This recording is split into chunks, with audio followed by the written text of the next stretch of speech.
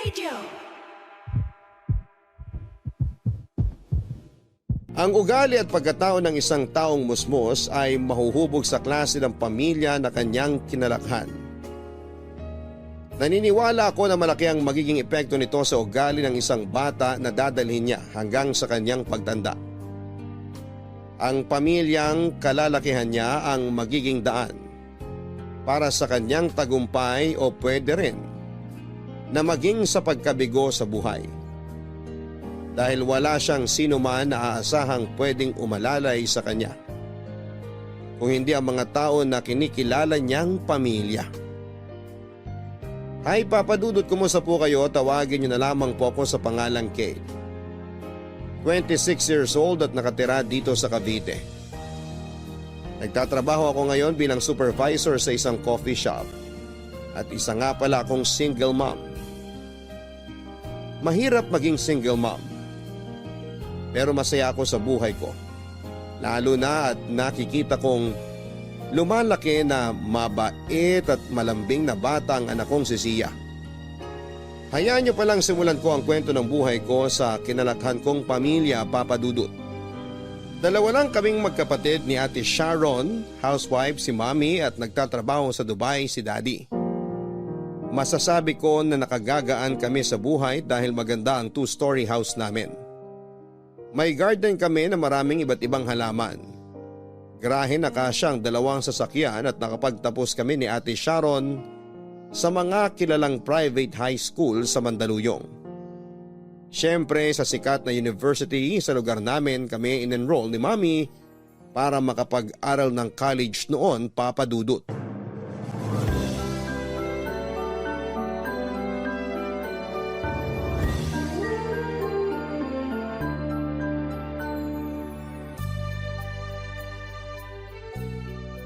Mommy, ano po masasabi niyo sa performance ko kahapon sa folk dance namin?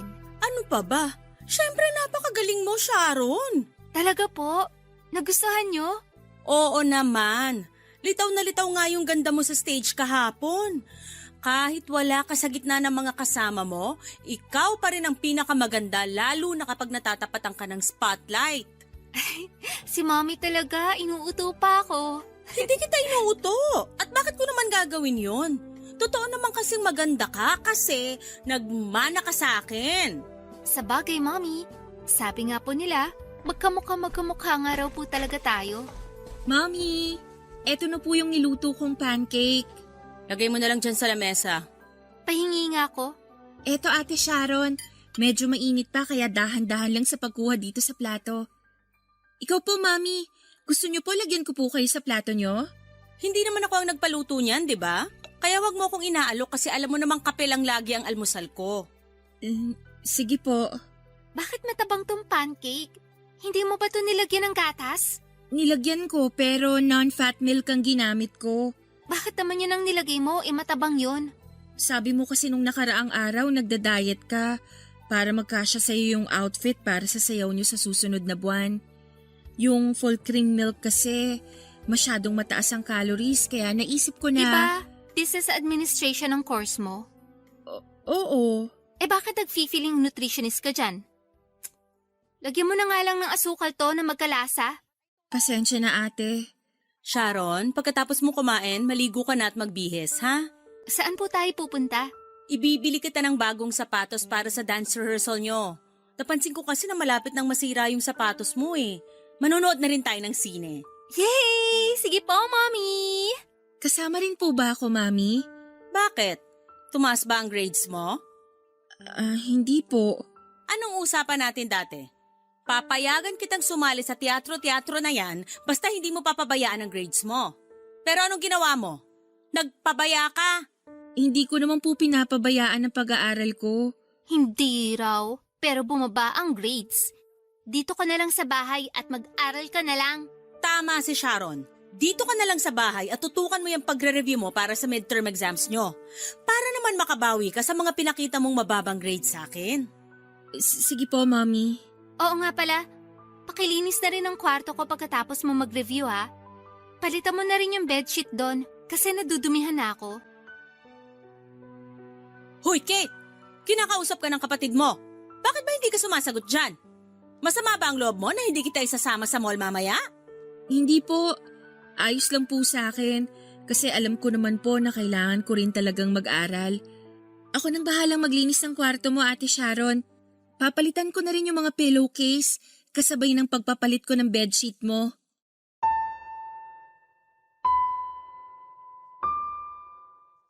Papadudot, akala ko talaga ay dalawa kami ni Ate Sharon nang isasama ni Mami sa panonood ng sine pero hindi pala.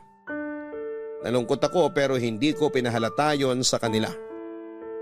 Hindi na rin ako nagpumilit pang sumama kasi tama naman ang sinabi noon ni Mami na bumaba ang grades ko at kailangan kong bumawi sa academics.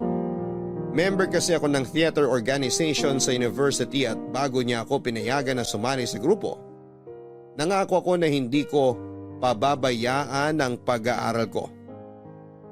Si Ate Sharon naman ay member siya ng Cultural Dance Organization, Papadudot.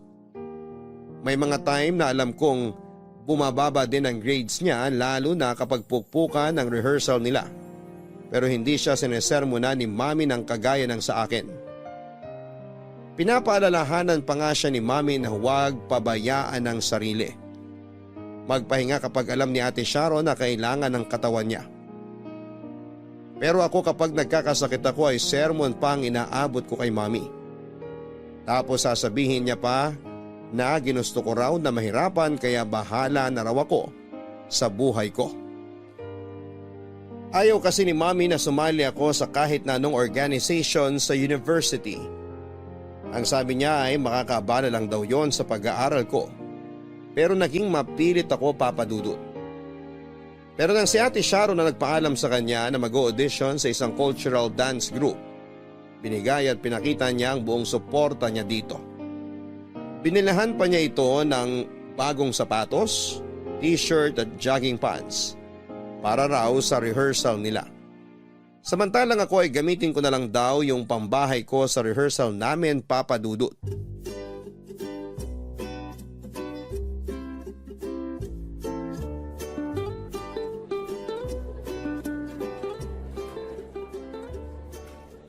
Nood po kayo ng stage play namin. Mura lang po ang ticket. Bago po ang stage play namin mamaya, hindi nyo pa po napapanood kaya bili na po kayo ng ticket namin.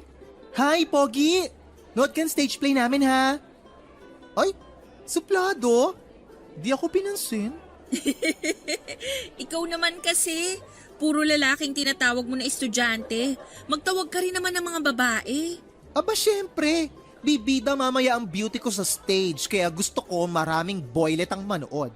Sira, mamaya magtaka si na direk kung bakit walang masyadong nanunood kasi namimili ka ng tatawagin para bumili ng ticket. Wait ka lang, maraming manonood mamaya, believe me. Paano mo naman nasabi? Hindi ko lang basta nasabi, alam ko. Kasi kinuntsaba ko na yung mga kaklase ko sa isang subject namin. Ako ang magiging representative nila sa Mr. University basta manonood silang lahat ng stage play natin. Teka, ikaw? Lalaban ng Mr. University? Seryoso ba yan? Oo, seryosong seryoso na. Eh wala kasi akong choice, 3 lang kaming lalaki sa klase namin. Yung 2 mas mahaba pa ang buhok sa akin, tapos mas babae pa sa akin magsalita. Kaya mas lalong wala silang pag-asa manalo. Parang sinabi mo na may pag-asa kang manalo ah. Aba teka, gusto mo yata subukan pagkalalaki ko eh. Ew! Wilbert! Tumigil ka nga dyan. Kadiri ka. Ayoko rin naman kasi talagang sumali, wala lang akong choice. Kasi nga ayaw akong tigilan ng mga kaklase kong babae. Kaya yun ang naisip ko, sasali ako basta manonood sila ng stage play natin. Tapos, In fairness ha, galing mo dyan sa naisip mo, Wilbert. Ay, ang init naman dito sa pwesto natin. kaya nga ay ang init. Nakailang lagay na ako ng sunblock sa balat ko pero pakiramdam ko, wala na masyadong epekto. Kasi tirik na tirik ang araw oh. Uy, Kate! Ate Sharon? Bakit? Ikaw na nga mag-uwi nitong sapatos at uniform ko. Isama mo na rin to mga libro at notebook ko. Sige, Huwag mong gugustutin yung mga libro kasi hiniram ko lang yan. ako nang bahala dito. Ilalagay ko sa paper bag mamaya. Okay, sige. Yun lang, bye! Okay, sige, yun lang, bye. Uy, baka marinig ka ni Ate Sharon. Eh ano naman? Ang arte-arte kaya ng ate mo na yun? Hindi naman. Ganun lang talaga yun magsalita. Baka sa'yo lang. Kasi nakita ko naman siya kung paano makipag-usap sa mga kaibigan niya. Napaka-pa-sweet. Akala mo hindi maldita sa kapatid. Bakit pa kasi hinahayaan mo siya na tratuhin ka ng ganun? Sanay naman na kasi ako. Ayun, kaya nasanay rin siyang taray-tarayan ka kasi hinahayaan mo. Wilbert, ate ko yun. Kilala ko siya at alam ko na ganun lang talaga siya magsalita. Pero mabait naman yun, lalo na kapag magkasama kami sa bahay. Weh, naniwala ako sa'yo. Oo nga, ang kulit. Ayusin mo na nga lang yung mga ticket dyan para hindi masyadong makalat tong booth natin. Magtawag na rin ulit tayo ng mga estudyante para manood ng show natin. Baka mapadaan pa si Derek at sabihin na panay lang ang daldala natin dito.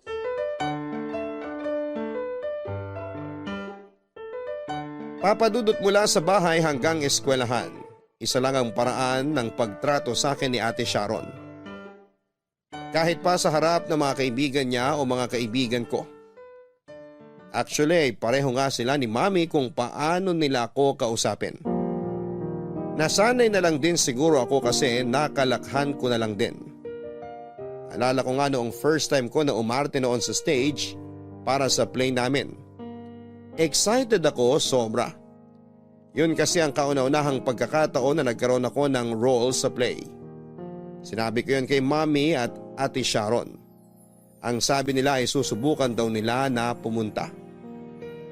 Sa backstage pa lang ay sumisilip na ako sa audience area kung nandun na nga ba sila Mami at Ate Sharon papadudot.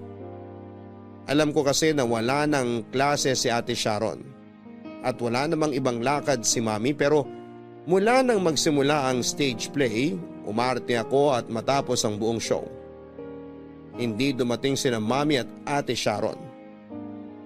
Masaya ako na malungkot ng gabi na yon. Masaya kasi successful ang first ever major production ng grupo namin. Malungkot kasi hindi dumating ang mga tao na inaasahan kong magpapakita ng suporta nila sa bagay na gusto kong gawin.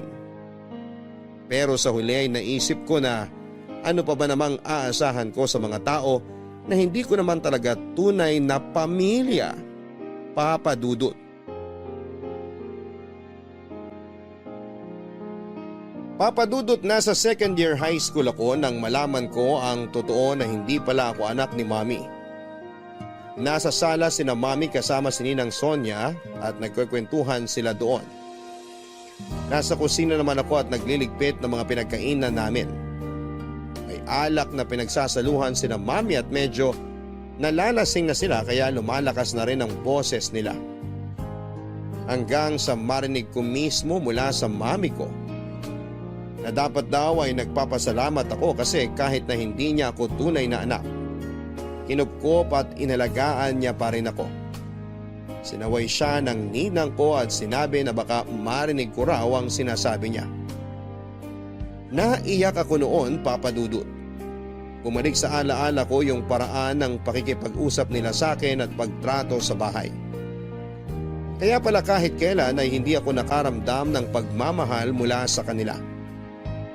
Kaya pala palaging parang mainit ang dugo niya sa akin. Kasi hindi naman siya ang nagluwal sa akin.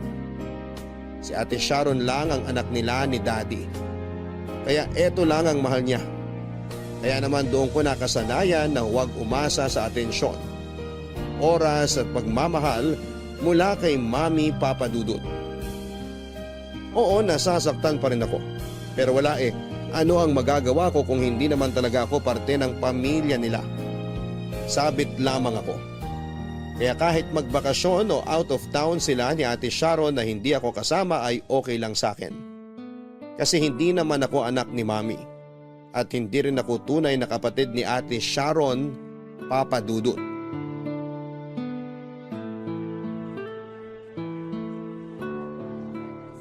Oy, kuha lang kayo ng alak sa ref ha. Marami pa doon, tsaka meron din sa cooler, tinan nyo.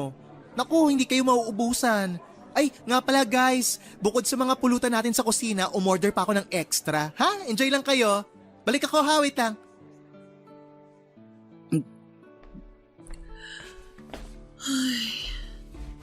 Wow, balon? Ang lalim ng buntong hininga natin ah. Oh, ito pang alak tsaka minudo para tumigil ka na sa kabubuntong hininga mo. Thank you. Grabe ka. Saglit lang ako nawala para mag-asikaso ng ibang bisita sa loob ng bahay. Tapos paglabas ko ulit dito sa'yo, nakatatlong bote ka na agad. Ano yan? Maliit lang naman na bote ng alak yan kaya mabilis lang ubusin. Oo, maliit nga. Pero hinay-hinay pa rin. Kasi alam naman natin pareho na hindi ka sanay uminom. Minsan lang to kaya pagbigyan mo na ako. Ay, sige na nga. Ngayon ka lang din naman nakasama sa birthday celebration ko. At ang sabi mo pa ha, pwede ka hanggang umaga dito sa bahay namin. 'Di ba? Oo. Wala naman kasi akong kasama sa bahay. Naka-out of town sina Mami at Ate Sharon. Bakit nga pala hindi ka nila sinama? 3 araw kasi silang mawawala. Kapag sumama raw ako, walang magpapakain sa mga alaga naming aso. Kaya pinaiwan na lang nila ako. Okay lang naman sa akin kasi sakto nga sa birthday celebration mo ngayon. Hindi nila mapapansin na wala ako sa bahay. Ibang klase rin talaga yung ate at nanay mo no? Hindi ka talaga nila sinama para bantayan at pakainin mo yung aso ninyo sa bahay. Tindi. Ayos lang. Sanay naman na ako. Ano pa bang bago dun? Ay nako, wag ka na mag-alala. Mag-enjoy ka dito sa birthday celebration ko kasi solo natin tong bahay namin. Umuwi sa probinsya sina mama kasama yung mga kapatid ko para dalawin si Lola. Nagdahilan lang ako na may research paper tayo na kailangan tapusin para hindi ako makasama sa kanila. Kahit ang totoo, gusto ko lang i-celebrate ang birthday ko in advance. I-celebrate kasama ang sisi ko at ang ibang mga kaibigan ko. Napaka-utak mo talaga, friend, no? Ganun talaga kasi mas tipid pag sa bahay nagsi-celebrate. Tsaka 3 naman ang kwarto namin dito. Kaya kung sino man ang malasing, pwede silang matulog ng mahimbing. Wilbert, okay na pala yung pinapakuluan mo na karne ng baboy sa kusina. Ipiprito ko na ba? Oo nga pala. Shucks, nawala na sa isip ko. Ako na lang gagawa nun. Dito ka lang muna ha. Sama mo tong friend ko. Mabilis lang ako. Wait lang. Gusto mo, samahan na lang kita sa kusina? Hindi na sisi. Mabilis lang naman yun. Saglit lang ako. Uy, Sunny. Ikaw na munang bahala dito kay Kate ha. Huwag mong lalasingin yan. Tatampaling kita. Sinasabi ko sa'yo malalagot ka sa akin. Sige, ako nang bahala. O siya, prito lang ako sandali. Maiwan ko muna kayo. Paupo ako dito ah. Okay lang? Oo naman. Hindi ko naman pagmamay-ari ang upuan eh. Sige lang. Kate ang pangalan mo, di ba? Ako naman si Sunny, pinsan ni Wilbert. Hindi man lang kasi ako pinakilala ni Wilbert sa'yo bago siya pumasok ng bahay. Akala niya siguro magkakilala lahat ng bisita niya dito sa bahay nila. Siguro nga. Lakas nating uminom ah. Di naman, sakto lang. Ikaw, bakit hindi ka umiinom? Sige lang, eto kumuha na ako ng isang bote. Alam mo, marami na akong kakilala na kaibigan ni Wilbert. Pero parang ngayon lang kita nakita. Hindi kasi ako madalas na nakakasama sa mga gimmick ni Wilbert. Madalas na nasa bahay lang ako. Bakit? Strict ang parents mo? Hindi. Wala kang pakialam sa akin yung mga yun. Kahit kailan, hindi ko naramdaman na may pamilya ako, lalo na magulang. Mula nang magkaisip ako, pakiramdam ko, mag-isa na lang ako sa mundo na to. Walang magulang, walang kapatid, walang kahit na sinong nagmamahal sa akin. Pero okay lang, sanay naman na ako. Sanay na ako mag-isa. Sorry ah, hindi na dapat yata ako nagtanong. Ayos lang. Okay nga yung ganito. Hindi ako naiilang nakausap ka. Kaya thank you kasi hinahayaan mo akong magsalita at magdrama ngayon. Wala yun. Tara, inom pa tayo.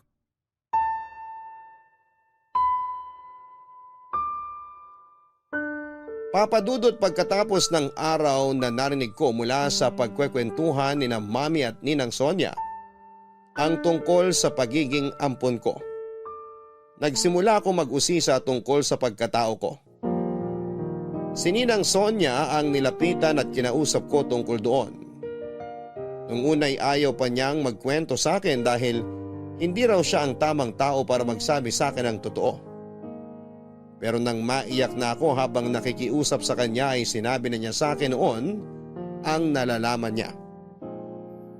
Meron daw kasambahay sina Mami noon na nabuntis ng lalaking hindi na nila nakilala, Papa Dudut. At nang makapanganak ang kasambahay ni na Mami, bigla na lang daw itong umalis ng bahay at iniwanan ako. Ayaw daw talaga ni Mami na alagaan o ampunin ako pero mabait daw si Daddy at naawa ito sa akin. Kaya naman ginawa nilang legal ang pag-ampun sa akin kasi hindi na rin nila mahanap pa ang nanay ko o kahit pa ang mga kamag-anak nito. Mas lalo akong naiyak dahil mas naramdaman ko na hindi talaga ako parte ng pamilya namin. Nasabi ko tuloy na sana nung una pa lang. Pinalaglag na lang ako ng nanay ko para hindi na ako nahirapan pa sa mundong ito. Pero wala naman akong magagawa kung hindi ang tanggapin ang naging kapalaran ko. Pilit ko na lamang na pinagsisiksikan ang sarili ko sa pamilya namin, Papa Dudut. Nagpanggap ako na hindi ko pa alam ang totoo. Umaasa na balang araw, mamahalin din nila ako ng totoo. Sa treatment sa akin ni Ate Sharon ay halata na alam niyang hindi niya ako tunay na kapatid kaya hinayaan ko na lang yon.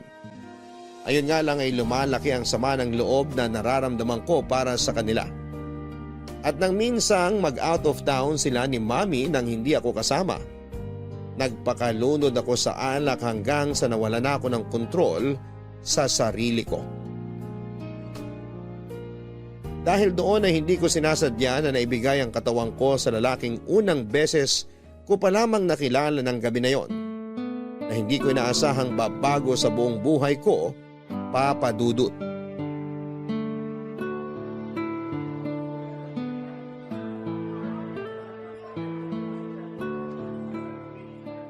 Kate, sorry, nalate ako. Okay lang. Medyo kadarating ko lang naman din dito sa coffee shop. Oh, para sa'yo. Ano to? Maha Blanca. Dinala yan ni Sunny sa bahay kagabi, tapos abot ko raw sa'yo. Naku, espesyal yan. Siya raw mismo ang gumawa niyan. Pakisabi, salamat. Bakit hindi na lang ikaw ang magsabi sa kanya niyan? Ikaw mismo magpasalamat. Ha? Bakit hindi mo siya i-text o kaya tawagan para ikaw mismo magpasalamat sa kanya? Kate, alam ko naman na meron ka ng cellphone number ng pinsan ko. Kinuha niya sa akin dati yung number mo, tapos ang sabi niya, tinitext ka niya pero hindi ka naman daw nagre-reply sa kanya. Bakit kasi binigay mo sa kanya yung number ko? Ang kulit kasi. Ayaw niya akong tigilan. Sorry na, Sisi. Okay lang kasi wala rin naman akong balak na replyan pa siya. Bakit naman wala kang balak na replyan siya? Ayaw mo ba si Sunny? Cute naman siya. Mabait, masipag, tapos matulungin pa sa pamilya. Imagine ha, halos siya na ang sumalo ng lahat ng responsibilidad para sa buong pamilya nila. Nagpaka-breadwinner siya kahit hindi pa talaga siya handa. Ginawa niya yon kasi mahal niya ang pamilya niya. Ayun na nga. Kaya hindi kami bagay na dalawa. Paano mo naman nasabi na hindi kayo bagay? Hindi ko naman irereto sa'yo si Sunny kung alam ko na hindi kayo bagay. Ang lakas ng tama ng pinsan ko sa'yo kung alam mo lang. Pagkatapos kanya makilala, mahigit 1 buwan niya akong kinukulit na iset siya ng date sa'yo. Ayoko lang din kasing dumagdag sa mga iisipin niya. Ayokong maging pabigat sa kanya. Ha? Anong maging pabigat sa kanya? Kailan ka ba naging pabigat? Ano sinasabi mo? Matagal na akong pabigat sa sarili ko, Wilbert. At ayokong ibigay sa ibang tao ang bigat na nararamdaman ko dahil sa sarili ko. Ang lalim nun ha? Naku, wag mo na nga lang isipin yon. Okay. Pero bakit ka nga pala nakipagkita sa akin ngayon? Alam mo, sa tono ng boses mo kanina nung kausap kita sa telepono, parang medyo kinakabahan ka. Ano bang meron? Ang totoo, may gusto sana kasi akong sabihin sa'yo, Wilbert. Ha? Ano yun? Tungkol ba yan sa pinsan ko? Finally, na-realize mo na rin na type mo siya Buntis tsaka... ako. At si Sunny ang tatay ng pinagbubuntis ko ngayon. Ano? Teka, paano nangyari yun? Nirereto ko pa lang siya sa'yo, tapos buntis ka na agad? Sigurado ako na hindi niya pa nasasabi sa'yo pero may nangyari sa aming dalawa nung gabi ng birthday celebration mo last month. Nauna kang malasing sa amin noon kaya nauna ka ring nakatulog. Napadami ang iniinom namin ni Sunny at ayun, hindi na naming napigilan ang mga sarili namin. Ay, paano ko ba sisimulan to? Okay, ang totoo, hindi naman talaga kami sobrang close dati. Feeling ko, nagsimula lang na maging close kami at maging malapit siya sa akin nung nakilala ka niya. Tapos, nagulat na lang ako na bigla niya na akong kinukulit na ireto ko siya sa'yo. Pero dahil kilala ko naman siya bilang mabait na pinsan, wala na akong nagawa, kinulit na rin kita na makipag-date sa kanya. Hindi ko naman alam na may nangyari na pala sa inyong dalawa. So ano bang plano mo ngayon? Hindi ko alam pero ayoko sanang malaman niyang tungkol dito eh. Ha? Hindi naman pwedeng hindi niya malaman yan. Anak niya yung pinagbubuntis mo. Wilbert, please. Sinabi ko sa'yo to kasi malaki ang tiwala ko sa'yo. Ayoko malaman to ni Sunny. Ayokong dumagdag sa mga problema niya sa buhay. Ay, ano nga ang plano mo ngayon? Sa totoo lang, hindi ko alam. Basta ang gusto ko lang, maitago to lahat sa pinsan mo. Ayokong malaman niya na magkakaroon kami ng anak.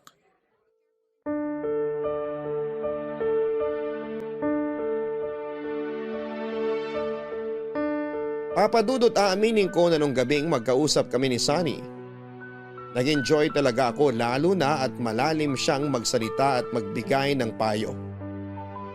Sinabi niya na dapat sa kabila ng pinagdadaanan ko ay patuloy akong nagpapakatatag kasi wala akong ibang pwedeng asahan kung hindi ang sarili ko. Alam ko rin na nag-enjoy siya na kausap ako kahit papaano. Kasi pareho naming hindi napansin na napaparami na ang inom namin ng alak. Dinamayan niya ako sa pinagdadaanan ko noon. Kasi sobrang bigat talaga ng mga oras na yon ang nararamdaman ko. Iba pala talaga ang epekto ng alak sa taong problemado. Nailalabas nito ang lahat ng kinikimkim nating sakit at bigat dito sa ating dibdib. Naalala ko nga na halos umiyak na talaga ako habang kausap siya. At nang medyo nahimasmasan ako ay nagpasalamat ako sa kanya. Nagpasalamat ako kasi nakinig siya sa lahat ng kadramahan ko sa buhay, Papa Dudut. At muli kaming nagpatuloy sa kwentuhan at inuman na nauwi na nga sa pagsasalo ng init ng aming mga katawan. Yun ang unang pagkakataon na naibigay ko ang sarili ko sa isang lalaki. Siguro kasi attracted na rin ako kay Sunny. Bukod sa masaya ako sa naging pag-uusap namin, gwapo rin siya, matangkad, moreno at maganda ang ngiti dahil sa maputi niyang mga ngipin. May pagkasuplada pa naman ako pero hindi ko nagawang supladahan ang pagiging friendly niya dahil attracted na kaagad ako sa kanya noon, Papa Dudut. Papa Dudut, na kwento rin sa akin noon ni Sunny na panganay siya sa kanilang 4 na magkakapatid. Ulila na siya sa tatay at tinutulungan niya ang nanay niya sa pagtatrabaho nito sa karinderya kapag wala siyang pasok sa school. Academic scholar din siya na malaki ang naitutulong sa mahirap nilang buhay. Pangarap niya makapagtapos ng pag-aaral at marami siyang plano para sa pamilya niya. Isa na nga doon ay ang may ahon sa hirap ang buhay nila.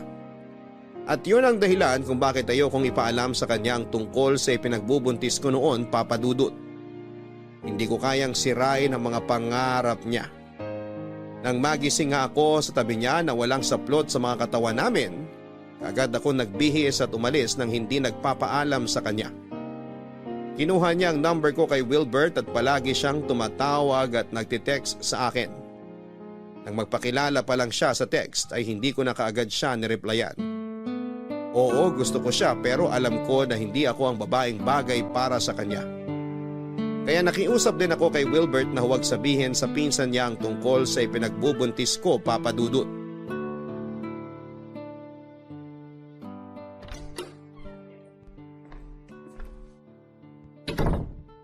San ka galing? May pinuntahan lang ako. Anong oras na hindi ka pa nakakapagsaing? Pasensya na Ate Sharon. Sige, pupunta na ako sa kusina. Sandali lang, kinakausap pa kita. Kanino ka ba talaga nakipagkita? Sa boyfriend mo? Hindi. Kay Wilbert lang ako nakipagkita. Yung kasama ko sa theater group. Dun ka ba talaga sa kaibigan mong bakla nakipagkita o sa boyfriend mo? Wala talaga akong boyfriend, Ate Sharon. Sinungaling?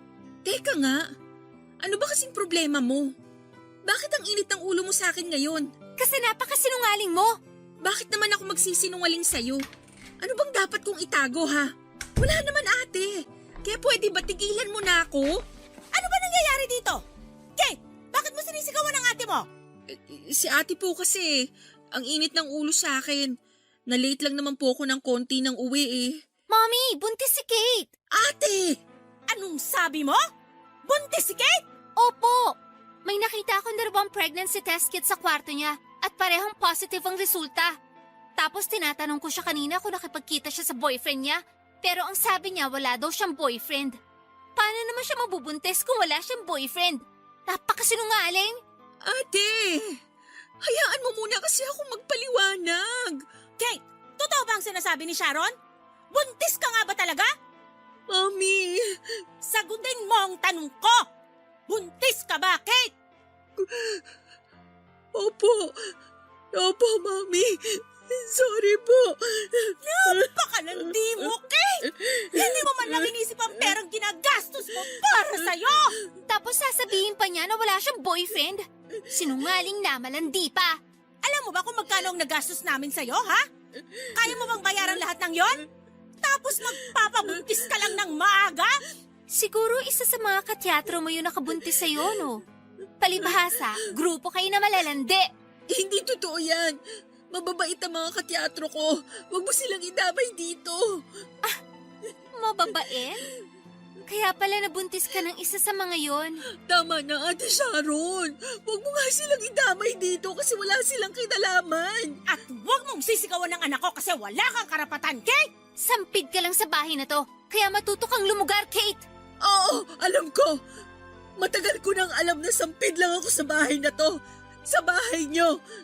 At hindi mo na kailangang ipabuka sa akin yan, Ate Sharon. Dahil kahit hindi mo sabihin, ramdam na ramdam ko na basura lang ang paningin nyo sa akin ni Mami. Sumusobra ka na, Kate, ha? Ang sabi ko, huwag mong sinasagot ng ganyan ng kapatid mo. Eh kung palayasin kaya kita sa bahay na to? Hindi nyo na po kailangang gawin yan, Mami. Hindi nyo na po kailangang sabihin yan. Dahil kusa ko nga alis sa bahay na to. Alam ko naman na ito yung matagal niyong gustong mangyari. Ang mawala ng sampid na ampon sa bahay na to. Kaya sige, pagbibigyan ko na kayo. Aalis na ako dito at kahit kailan, hindi na ako magpapakita sa inyo.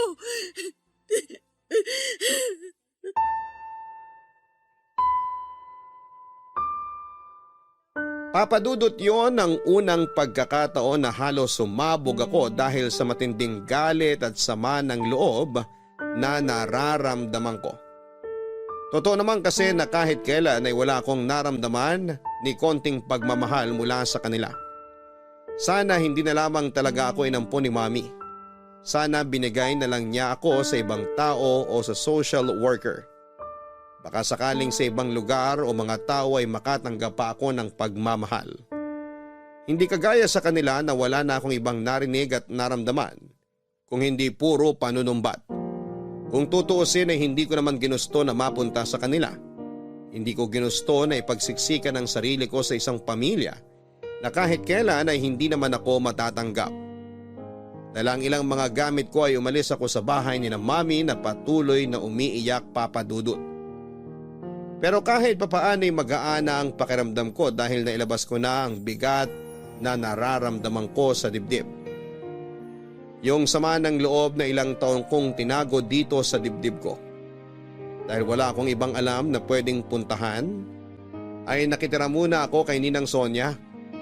Matandang dalaga siya at walang ibang kasama sa bahay kaya pinatuloy niya ako pagkatapos kong sabihin sa kanya ang nangyaring gulo sa bahay. Hindi na ako hinanap pa ni na Mami, Daddy o Ate Sharon papadudot. Wala na rin akong balak na bumalik noon sa bahay nila at muling ipagsiksikan ang sarili ko. Naghanap ako ng trabaho at sa awa ng Diyos ay nakapasok ako sa isang maliit na coffee shop kahit pa buntis ako. Tinulungan din ako ni Ninang Sonia sa ibang gastusin hanggang sa makapanganak na ako. Ilang taon nang lumipas, nagkaroon ng bagong branch sa Cavite ang coffee shop na pinagtatrabahuhan ko. At saktong kapopromote ko lang noon bilang supervisor. Pinadala ako ng branch manager sa bagong bukas na coffee shop. Sinama ko ang anak kong si Zia sa bagong inuupahan kong bahay. At doon ako nagsimulang mamuhay nang siya lang ang kasama ko, Papa Dudut.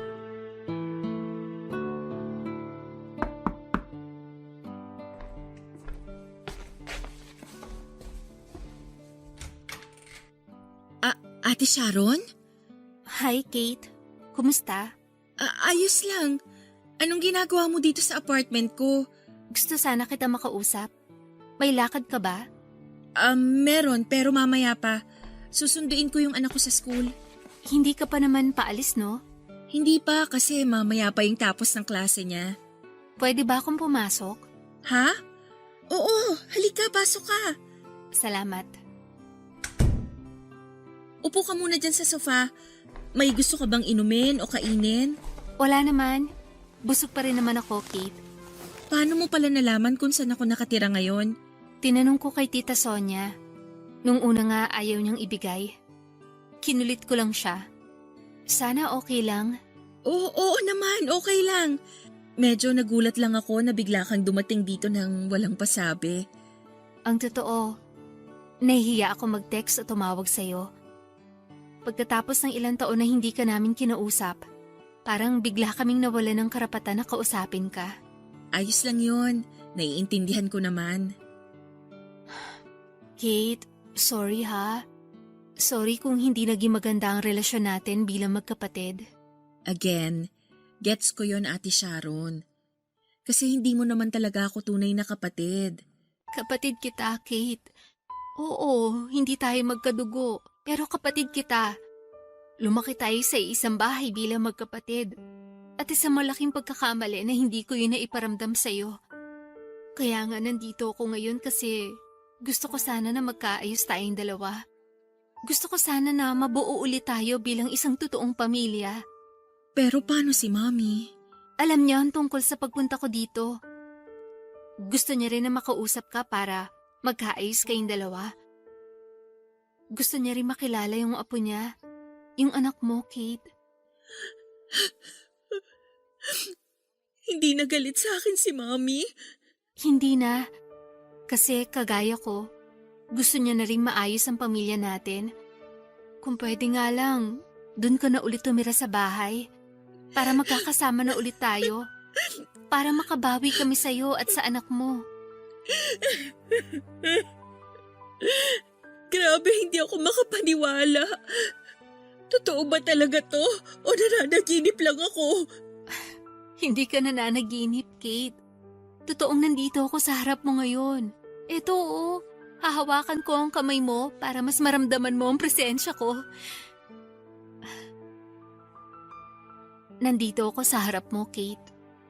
Humihingi ng sorry at nakikipag-ayos sa'yo. Hindi mo na kailangan humingi ng sorry, ate. Kasi sobrang tagal kong pinangarap na mangyari to. Yung hawakan mo yung kamay ko at maging okay tayo bilang magkapatid. Thank you.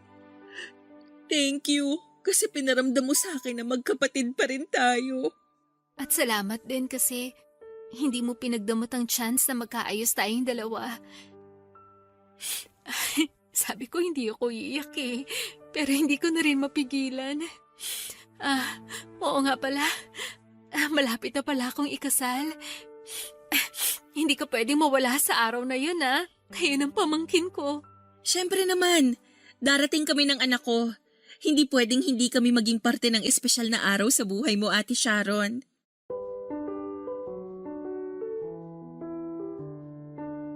Papa Dudut, hindi ako makapaniwala nang makita ko si Ate Sharon sa apartment na tinitirhan ko.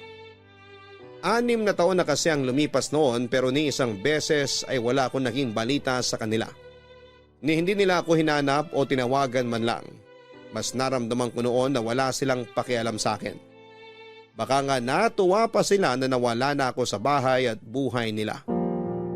Minsan nakatanggap ako ng text mula kay Daddy, isang text lang, ng pangungumusta at nagsasabi na sana'y maayos daw ang kalagayan ko.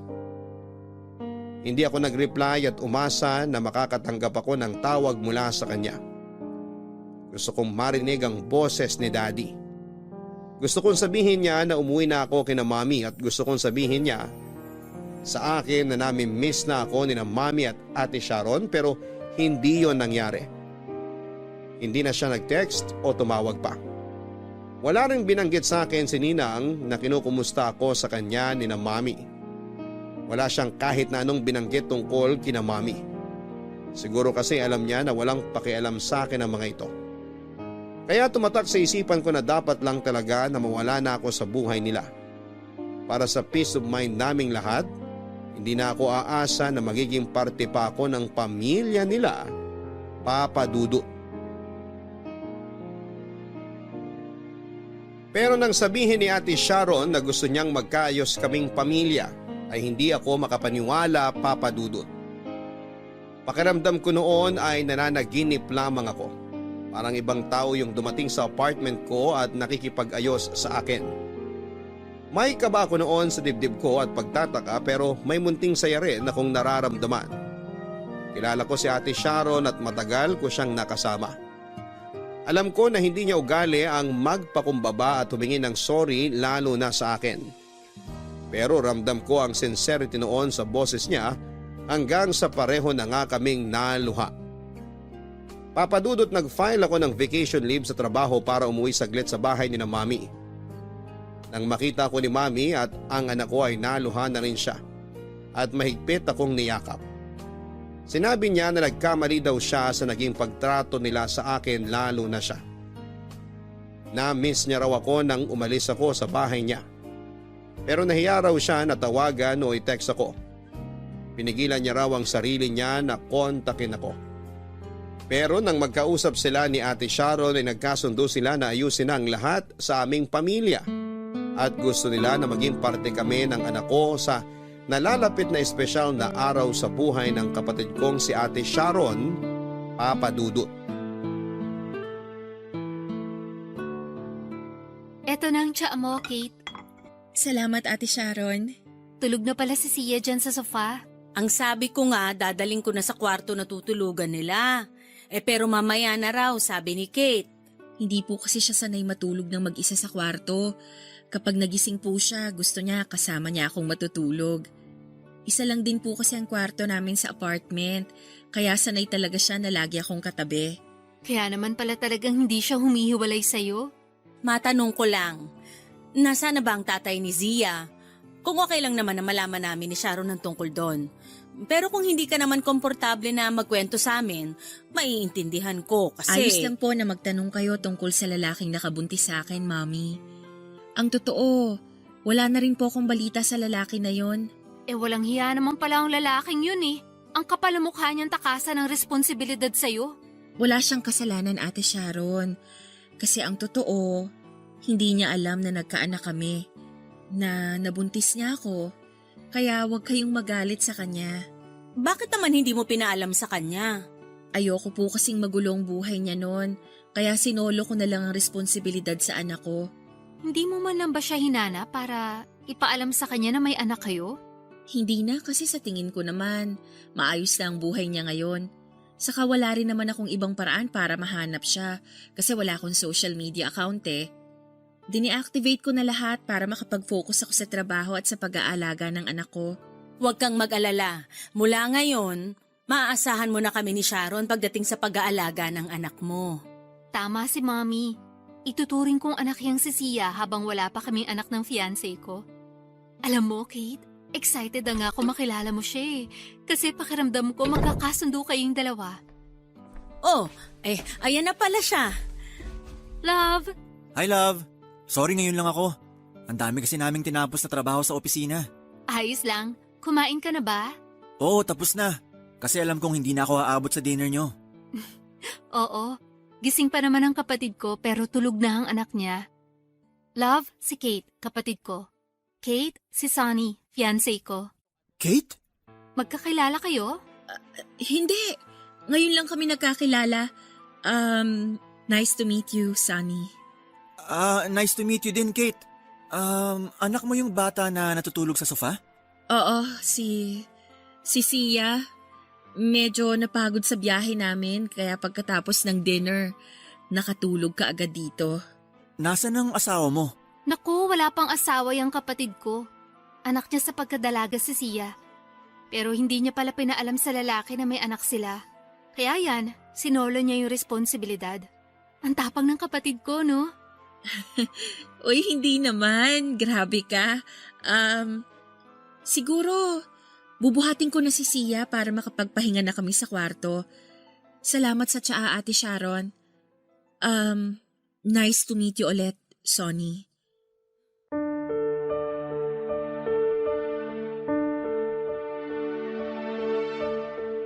Akala ko noon ay hindi ko na makikita na masaya sina Mami at Ate Sharon habang kasama ko silang kumakain sa isang lamesa, Papa Dudut.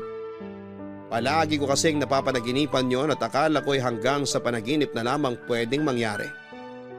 Yung matatanggap nila ako bilang totoong parte ng kanilang pamilya. Nung dumating nga ako doon, nakipag-video call pa sila kay Daddy para ipakita na sa wakas ay nagkaayos na rin kaming tatlo. Nakita ko na natuwa si Daddy at sinabi niyang excited na siyang umuwi para makasama kami pati na ang anak ko. Habang aliw na aliw ang anak ko, sa pakikipaglaro kay Ate Sharon ay tinulungan ko naman sa pagluluto si Mami, Papa Dudut.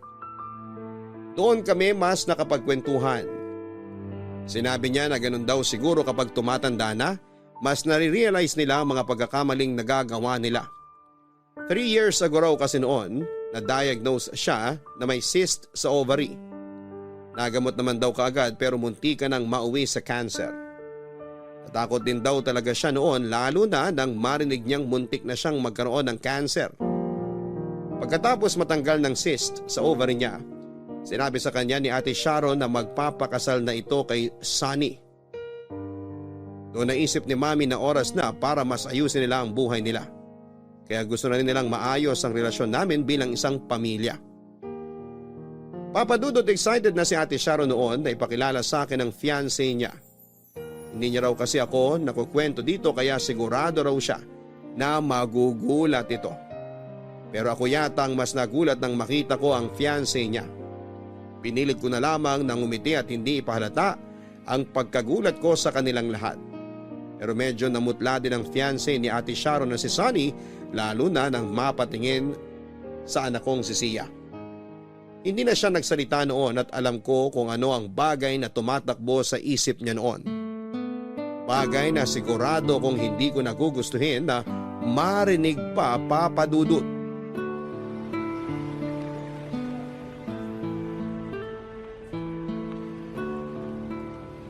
Kakahatid ko lang kay Sia sa school. Eto, paalis na rin ako kasi may trabaho pa ako. Okay, sige. Basta next week dapat nandito ulit kayo sa bahay, ah. Anong meron next week? Magsusukat na kasi ng gown para sa kasal namin ni Sunny. Dapat nandito kayo ni Sia para masukatan din kayo ng isusuot nyo. May dress naman ako sa apartment. Meron din si Sia. Yun na lang ang isusuot namin kasi pang semi-formal din naman ang dress na yon. Hindi pwede, Kate. Ikaw ang maid of honor ko. At si Sia naman ang flower girl sa kasal namin. Kaya kailangan na nakagown din kayo pareho. Ate Sharon, pwede bang iba na lang ang kunin mong maid of honor sa kasal? Baka kasi may pasok ako sa trabaho sa araw na yon.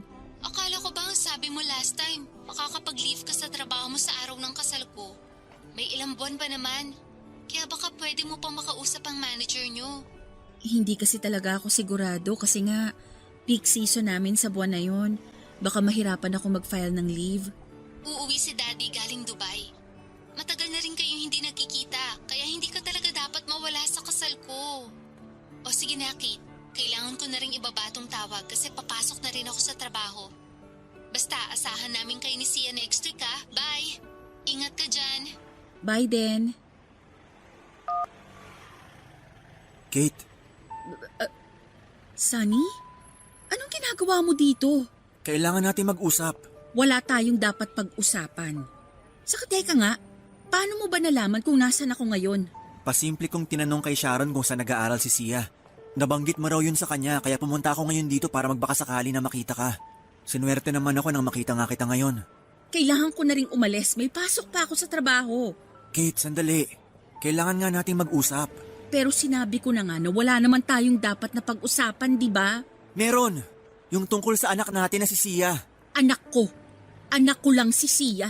Kate, alam ko na ako ang tatay niya. At paano ka naman nakakasigurado? Dahil ako ang first time mo. Akala mo lang yon, Sunny. Hindi ako lasing ng gabi na yon, Kate. Alam kong ginagawa ko at naramdaman ko na ako ang kauna-unahang lalaki na nakasiping mo sa kama. At sigurado ako na anak ko si Sia. Naramdaman ko yun nung unang beses na nakita ko pa lang siya natutulog sa sofa. Naramdaman ko yung sinasabi nila na lukso ng dugo.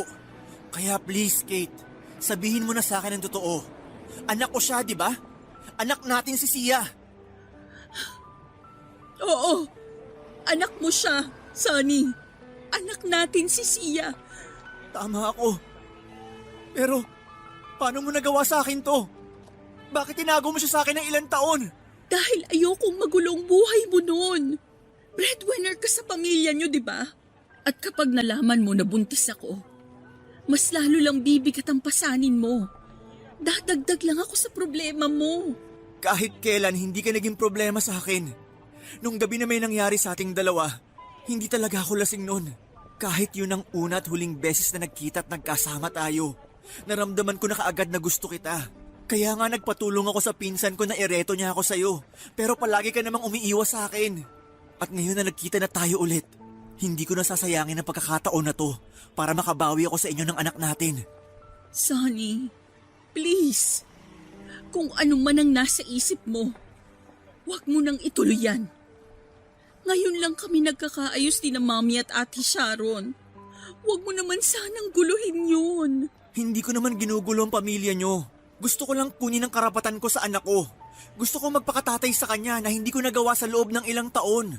At hindi mo pa rin pwedeng gawin hanggang ngayon. Anong ibig mong sabihin, Kate? Hindi ko ilalayo sa'yo si Sia. Pero hindi mo pwedeng sabihin sa kanya ang totoo. Walang sino man ang pwedeng makaalam na ikaw ang tatay niya. Sinasabi ko sa'yo, Sunny. Sa oras na malaman to ni na Ate Sharon, sa oras na masira uli ang samahan ng pamilya namin ang dahil sa'yo, ilalayo ko sa'yo si Sia. At kahit kailan, hindi mo na ulit kami makikita.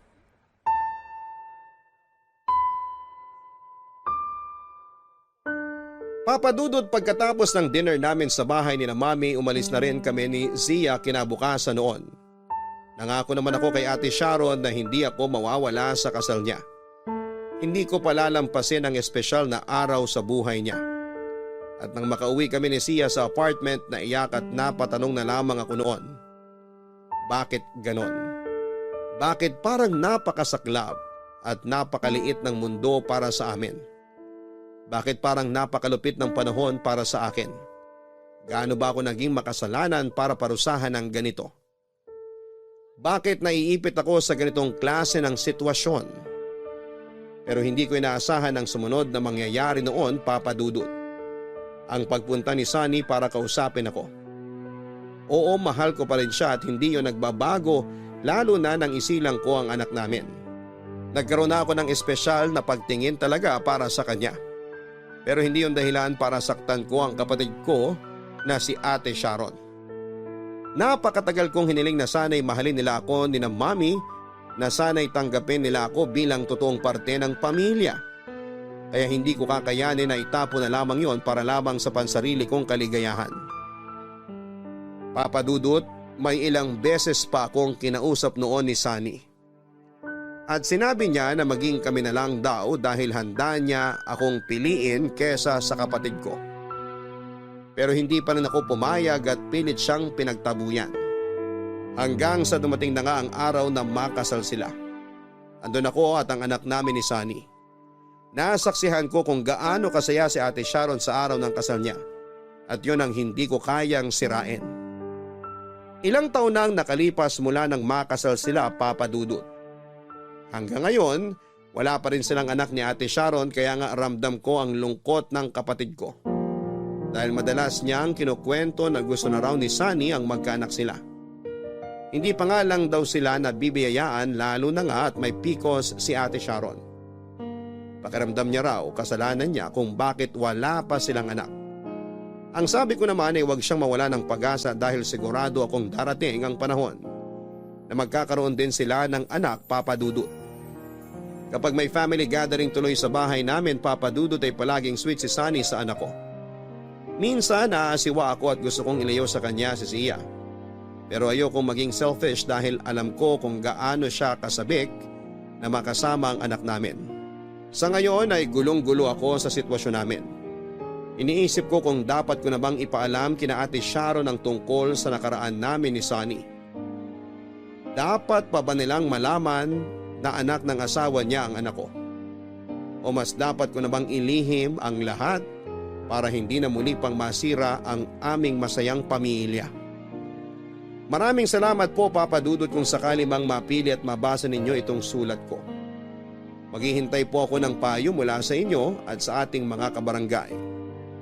Ang inyong forever kapuso at kabarangay, Kate. May mga bagay na mas mabuti nang hindi natin pinapaalam sa ibang tao. Ayun nga lang magbibigay po ito ng gulo at bigat sa ating damdamin. Lalo na at alam nating may tinatago tayong sekreto sa mahal natin sa buhay. Isipin mong mabuti ang desisyon na dapat mong gawin, Kate. Kahit na anong